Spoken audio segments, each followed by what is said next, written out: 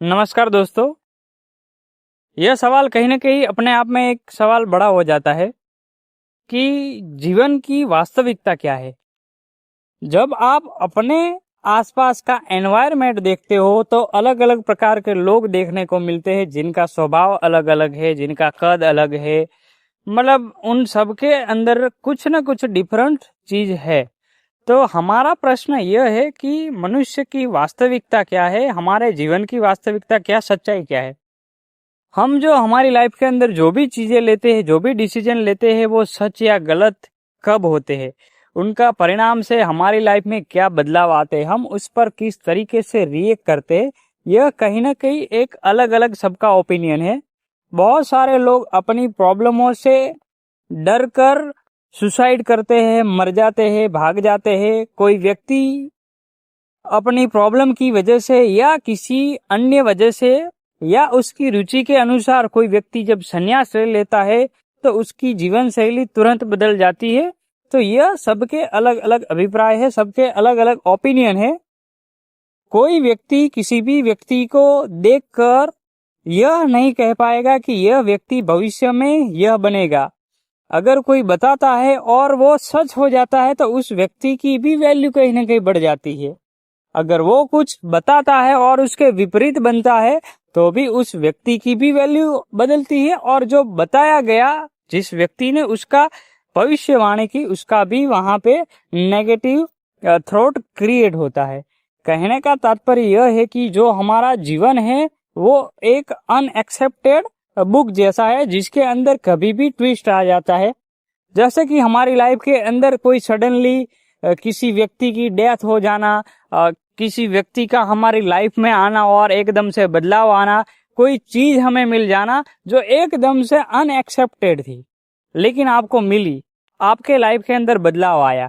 तो यह क्या कुछ प्लानिंग थी, क्या कोई हमको चला रहा है? ये कहीं ना कहीं अपने आप में एक सवाल बहुत बड़ा हो जाता है।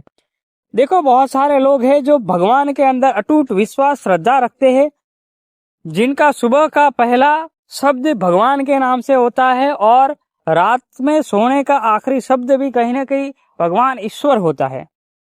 और बहुत सारे ऐसे लोग हैं जो नास्तिक है, जो भगवान ईश्वर अल्लाह किसी भी चीज में नहीं मानते और वो भी अपना जीवन खुशहाली से मनाते हैं। कहीं ना कहीं बहुत सारे लोग हैं जो अपने माँ बाप को भगवान के रूप में मानते हैं, उनकी पूजा करते हैं। चलो, ये तो कहीं ना कहीं सडनली ये एक ऐसी चीज है कि सभी कहते हैं अपने माँ बाप को, हर कोई रिस्पेक्ट करता है, हर एक चीज होती है। लेकिन आज के टाइम पे ऐसे भी बहुत सारे लोग हैं जो अपने ही माँ बाप की रिस्पेक्ट नहीं कर रहे।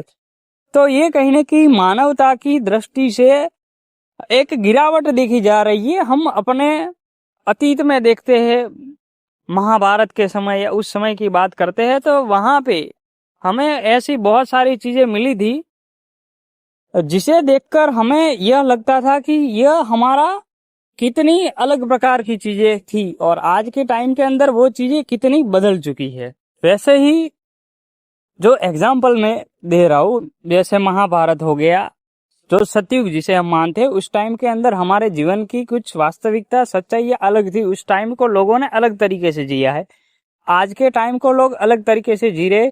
आज से 100 साल 500 साल पहले भी लोग अलग तरीके से जी रहे थे। तो सबका जीवन अलग अलग तरीके का रहा है। इसलिए जीवन की परिभाषा करना, जीवन को समझना बहुत एक अलग टॉपिक हो जाता है। कहने का मतलब यह है कि जो भी व्यक्ति जो समझदार है, जिसके ब्रेन के अंदर कोई थॉट आता है और वो अपनी जीवन शैली बनाता है, वही उसके लिए जीवन की परिभाषा है। हाँ, अगर एक शब्द में या एक दृष्टि से समझा जाए तो जीवन की परिभाषा यह होना चाहिए कि हर व्यक्ति की रिस्पेक्ट करना, हर व्यक्ति को समझना, अपने अंदर ईगो एटीट्यूड ना लाना। ये बहुत सारी चीजें हैं जिसको अपने जीवन की एक शैली, जीवन की परिभाषा या आप कुछ न कुछ समझ के चल सकते हो कि अपने आप में खुद को एक अच्छा साबित करना। क्योंकि यहाँ पे तो कोई परमानेंट तो है नहीं कि नहीं मैं 500 साल 1000 साल जीने वाला हूँ। सबको एक ना एक दिन जाना है और कुछ भी लेके नहीं जाना है। अगर हम पैसों के लिए भाग रहे, किसी चीज के लिए भाग रहे, तो कुछ हद तक सही है, लेकिन वो साथ में नहीं आएगी, हर व्यक्ति को पता है। जीवन को आनंद के साथ जीना जरूरी है, अपने साथ रहने वाले लोगों के साथ जीना जरूरी है, अच्छी मेमोरीज क्रिएट करना जरूरी है। अच्छे मोमेंट्स क्रिएट करना जरूरी है और अपने आने वाली पीढ़ी को कुछ दे के जाना सबसे जरूरी इंपॉर्टेंट चीज है, क्योंकि हमारे हाथ में कुछ नहीं है, देने वाले ऊपर वाला है, लेने वाला ऊपर वाला है।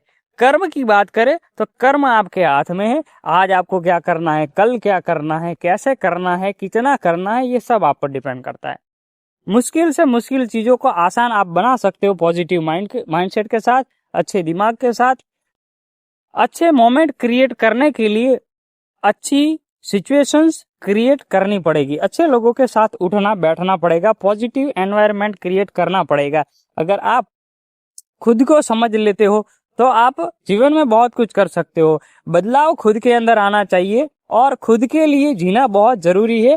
किसी का बुरा ना सोच के, बुरा ना करके, सबका अच्छा सोच के, सबका अच्छा करके अपनी लाइफ को अच्छे से खुल के जीना चाहिए। यही जीवन की परिभाषा है। दूसरी चीज कि हम दुनिया में कुछ ना कुछ जीतना चाहते हैं, कुछ ना कुछ अचीव करना चाहते हैं। हाँ, एक समय पे अगर हमको वो चीजें मिल जाती है तो अच्छी चीज है, नहीं मिलती है तो हमें किसी चीज का रिग्रेट नहीं रहना चाहिए, क्योंकि रिग्रेट के साथ जीना एक सबसे बड़ी मुश्किल चीज है। तो कभी भी अपने लाइफ में रिग्रेट ना करे कि मुझे ये चाहिए था और ये नहीं मिला है। खुल के जिए, नहीं मिला तो भी दिक्कत नहीं, मिला तो भी अच्छी बात है। तो दुनिया को जीतने से पहले खुद को जीते, खुद खुलकर जिए, अपने माँ बाप के साथ अपना टाइम पार्टिसिपेट करें, अपने फ्रेंड फैमिली रिलेटिव जो भी है, जो आपके अपने हैं, उनके साथ अपना अच्छा वक्त बिताए, सबसे सीखे, सबके लिए एक एग्जाम्पल क्रिएट करे। आपकी जीवन शैली आपके साथ साथ कुछ लोगों को भी प्रेरणादायी, उत्साहित, इंस्पिरेशनल ऐसी बने, यही आपकी एक दृष्टि होनी चाहिए। बाकी आपकी जैसी सोच, जैसी आपकी विचारधारा, आपका जीवन अच्छे से जीना आपकी जिम्मेदारी है। किसी को कोई फर्क नहीं पड़ेगा आप कैसे जी रहे हैं। कई ऐसे लोग आए जो अपने आप को शक्तिशाली मानते थे, जिनके पास सच में शक्तियां भी थी, लेकिन फिर आज वो नहीं है। तो कहने का इम्पोर्टेंट ये है कि अपनी लाइफ को अपने तरीके से जीना बहुत इंपॉर्टेंट है। अगर वीडियो अच्छी लगी हो तो लाइक, चैनल सब्सक्राइब और अपने फ्रेंड्स तक वीडियो शेयर जरूर करें। Thank you so much guys.